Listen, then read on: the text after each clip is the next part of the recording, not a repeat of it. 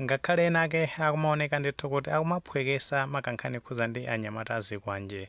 Komano tonkhaneja ikuoneka ndithu kuti maiko enake kunja ndithu kwa dziko la Malawi chakumangalande uku amakhala nayo ndithu ndi chidwi kuona zimene zikuchitika ku dziko la Malawi kuti anthu ndithu akuphwanyiridwa maufulu.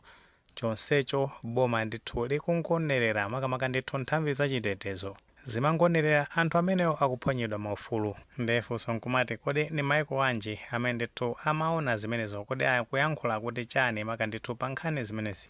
Pajatu padakali pano nkhani yokhuza ndi anyamata azikwanje ndimene ndithu oyere mkamwa pamene ndithu makosana amenewa akumati kupitisidwa ku bwalo la milandu kunjatidwa kenako ndithu kumasudwa pa belo ndikupeza zoti awatolanso pomwepo. Ngakhale enake aku chipani cha Malawi Congress Party aja akuzitchula kuti akuti ndithu ndi a concerned citizen amene watunda Jesse Kabwira pajama zayankhula akutena zona kuti anthu amene azikwanjewo akuti ndithu akupheredwa maufulu maka pamene akupunthidwa akapita ndithu ku masales aboma.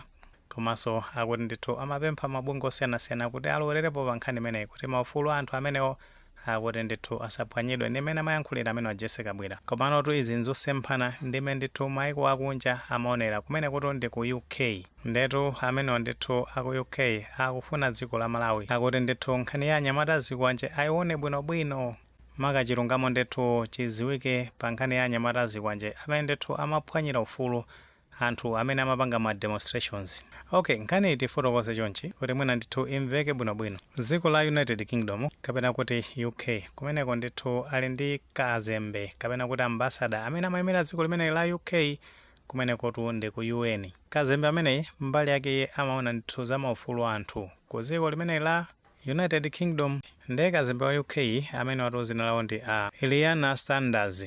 Ndiyo ndithu akufuna dziko la Malawi akuti lifotokoze bwinobwino maka ndithu kuti ndi chifukwa chani nthambi zachitetezo zimene zoti ndi kuti ndi za MDF mulamuliro ndithu waja akukwithimaja. Komanso ndi kuti Malawi Police Service mulamuliro ndithu waja Amerini yolamwaja akuti nchifukwa chani amalekerera anyamata azikwanje ndi kuti ndithu kumaphwanya maufulu anthu pamene amawamenya anthu amenewo kuwasenda mitu anthu amenewo pa nthawi ndithu amapanga ma demonstrations. Ndeti uzakale kuti nkhani zake ndi kuti ndi anamiwa ndi kagulu kawo zimene zinachitika ndithu mu June mmenemo kuzabwera ndithu kuti aziphunzitsa chama cha ma demonstrations ku area 18 ndi zamtopola ndi ziwawa zonse zimene zimakhala zikuchitika kumeneko ndeti kumangalandeko amakhala ndithu akuona zonsezo paja nakhala ndithu akumadzuzula usogoleri wa Lazarus Chakwera kumanena zoti ndithu uchitepo kanthu koma chifukwa choti amangokhala chete osachitapo china chilichonse. Ndiye kumeneko ndithu afuna ndithu kuti pakhale kafukufuku anthu amene amachita zimene zija agwiridwe ndithu aweruzidwe alandire zilango.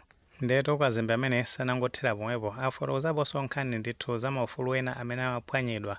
Ndeti mwachidziwikira ndithu mulamuliro wa chipani cha Malawi Congress Party akuti ndithu atula nkhani amaphwanyidwa maufulu.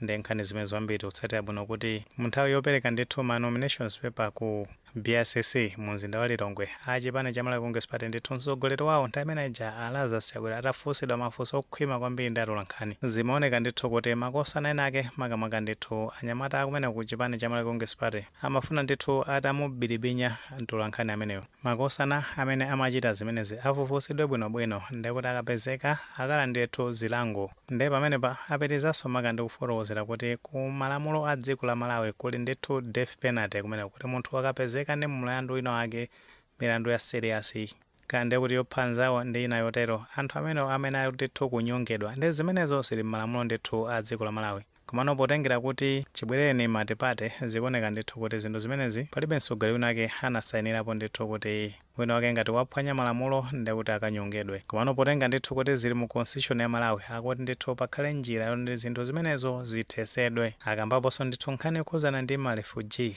akuti ndithu ma refugee apasidwe ufulu ku dziko ndithu la dziko la Malawi asaphwanyiridwe maufulu. Ndeti udziwa kale amene zimakhala nkhani za ma refugee mu ulamuliro ndithu wa chipani cha Congress nthawi imeneja paja makhala ndithu akututidwa akuti kumapirisidwa kumaiko kwawo komano zimamveka zoti ambiri mwa iwo ndi kutena ndithu sanafike kumeneko ena analandidwa chuma chawo tikukhupa kuti ambiri utsatira bwino zimene zinachitika ndithu kwangona kumakhala kukalanda makontena kumeneko tu ndi ku Lilongwe. Zambiri zinakhala ndithu zikuchitika mu ulamuliro umene uja maka zokhuza ndi ma refugee ndi akuti anthu amenewo ndithu apasidwe maufulu awo bwinobwino. ndeno kusata zimenezi kumbali ndithu ya boma ayankhapo pamenepa maka ndithu pa madandaulo amene ambasada amene wapereka ndithu ku dziko la Malawi. Ndipo tenga ndimene ayankhulira Victor Musa kuti ngati boma ayamba ndithu njira zokonza kuti ndithu athane ndi mavuto amenewa, komanso ndithu kunkhani yokhuzana ndi lamulo limene likupereka ndithu kuti munthu amene waphwanya malamulo akuyena ndithu kuphedwa.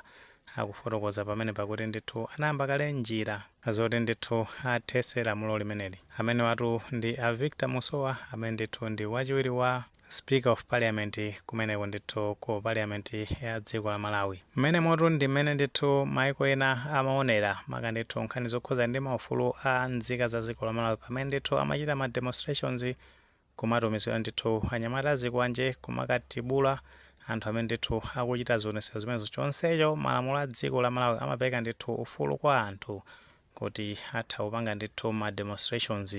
Ndezi kuoneka ndithu kuti mu ulamuliro wa chipani cha Congress Party anthu amene wandikuti amalemberedwa nkhani ngati zimezi, koma palibe china chonse chimene amachita. Chifukwa chani? Amakhala ndithu akupanga benefit ku zimene ndithu amachita makosana amenewa a zikwanje. Nkutheka tomwe ndi ndemanga pangane imene pamene tunazoti ndithu kumangalande uko akufuna ndithu kuti pakhale chiweruzo maka kwa makosana amene amanyamula zikwanje kupwereka nzika za dziko la Malawi pamene ndithu zipanga ma demonstrations. Ngati maganizo amene tinawo tifotokozeni comment section, koma tikamapereka tikumbuke ndithu kulemekeza maganizo anzathu. Sawaliyo panga like video imene komanso panga subscribe channel chimene cha Fox Malawi News 18 nechongoti nkhani zambiri zikamachitika ndi kuti zitha kupezani mosavuta.